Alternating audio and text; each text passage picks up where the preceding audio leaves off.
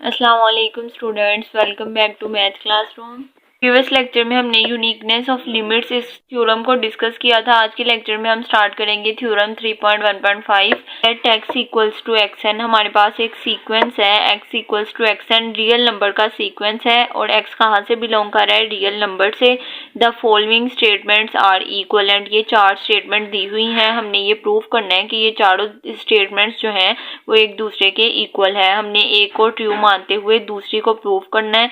इस तरह हमने चारों स्टेटमेंट को इक्वल प्रूव करना है। सबसे पहले हमारे पास ए पार्ट है x कन्वर्जेस टू x, इसको ट्रू मानते हुए हमने बी पार्ट को प्रूव करना है। बी पार्ट क्या है, for every epsilon greater than 0 there exist a natural number k such that n greater than equals to k the term xn satisfy xn minus x less than epsilon. इस चीज को true मानते हुए इसको prove करना है। फिर b को लेते हुए c को प्रूव करना है। c से हमने d को प्रूव करना है और d को प्रूव करने के बाद हमने a को प्रूव करना है। इस तरह हमने चारों स्टेटमेंट जो है इनको इक्वल प्रूव करना है। चलिए इसका प्रूफ देखते हैं। a पार्ट हमारे पास क्या है, x converges to x, x जो है वो कन्वर्ज कर रहा है x को। जब x को कन्वर्ट कर रहा है मीन्स के x इसका लिमिट पॉइंट है और हमने लिमिट ऑफ सीक्वेंस की डेफिनेशन प्रीवियस लेक्चर में डिस्कस की थी। अब a को ट्रू मानते हुए हमने b को प्रूव करना है। जब x जो है वो कन्वर्ट कर रहा है स्मॉल x को, इसका मतलब है कि यहाँ पे लिमिट ऑफ सीक्वेंस की डेफिनेशन अप्लाई होगी, तो वही डेफिनेशन हमने अप्लाई कर देनी है। a को ट्रू मानते हुए b को प्रूव करें। It is just a definition, हमारे पास ये डेफिनेशन है। For every epsilon greater than 0 there exist a natural number k epsilon such that n greater than equals to k the term xn satisfy xn minus x less than epsilon.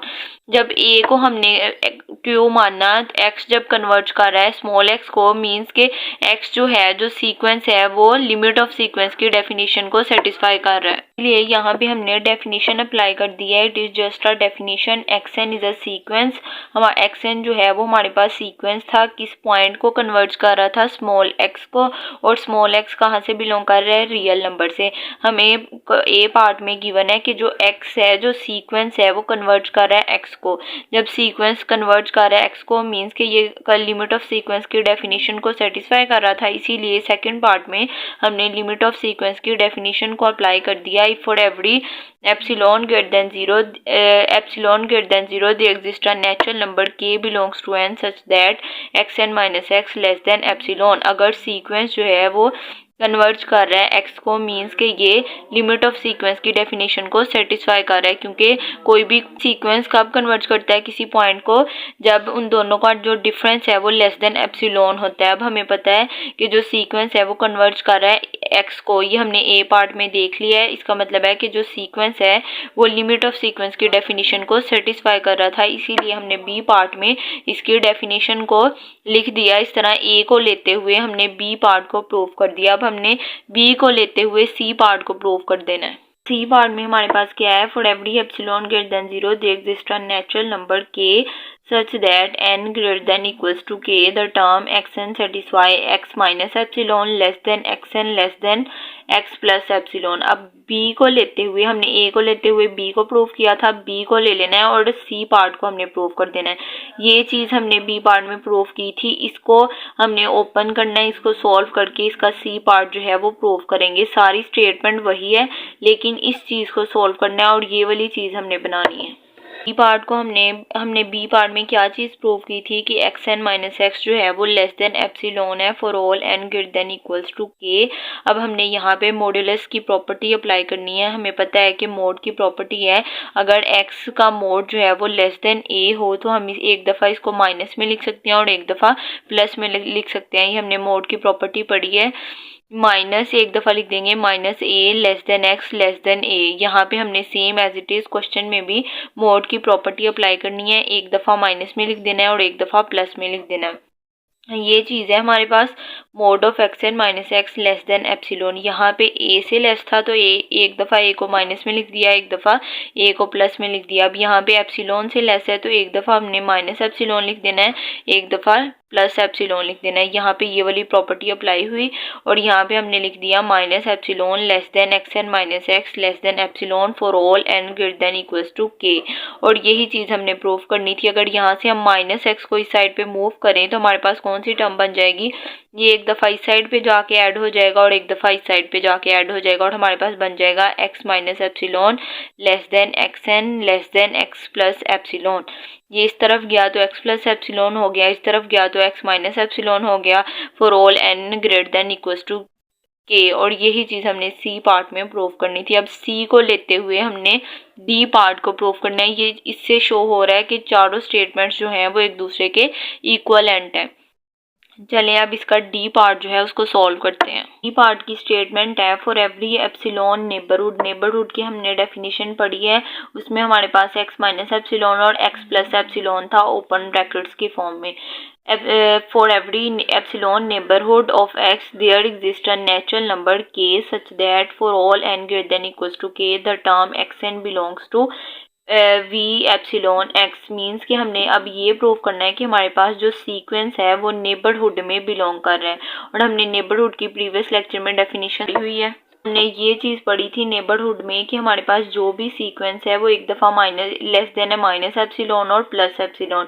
अब हमने यही चीज़ prove करनी है कि जो हमारे पास sequence x N है वो बिलोंग कर रहा है एक्स माइनस एप्सिलॉन और एक्स प्लस एप्सिलॉन में। ये यहाँ पे हमने ए लिया था तो हमने कहा था कि जो सीक्वेंस है वो ए माइनस एप्सिलॉन से लेस है और ए प्लस एप्सिलॉन से ग्रेटर है।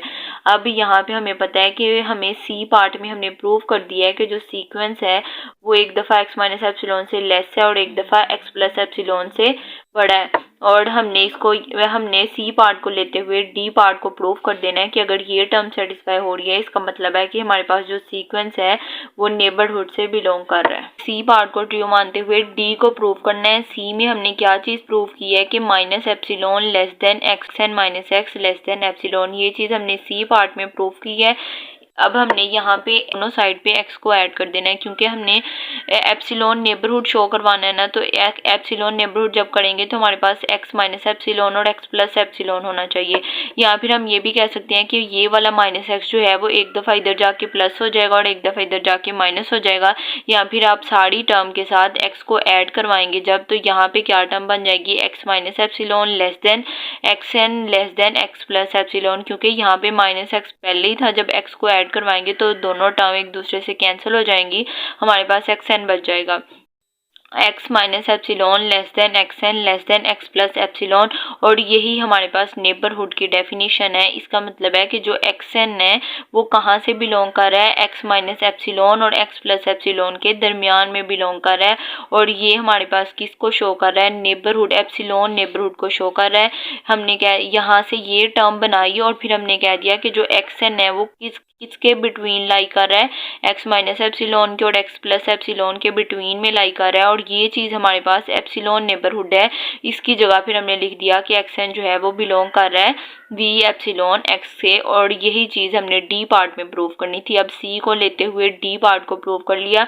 जब एक्स एन जो है वो एप्सिलॉन नेबरहुड को बिलोंग कर रहा है तो अब इस चीज़ को देखते हुए हमने ए पार्ट को प्रूव कर देना है कि अगर for every epsilon belongs to R there exists k belongs to n xn belongs to epsilon neighborhood। तो हमारे पास अब xn जो है वो किसके बिटवीन लाई कर रहा है, x माइनस एप्सिलॉन के और x प्लस एप्सिलॉन के।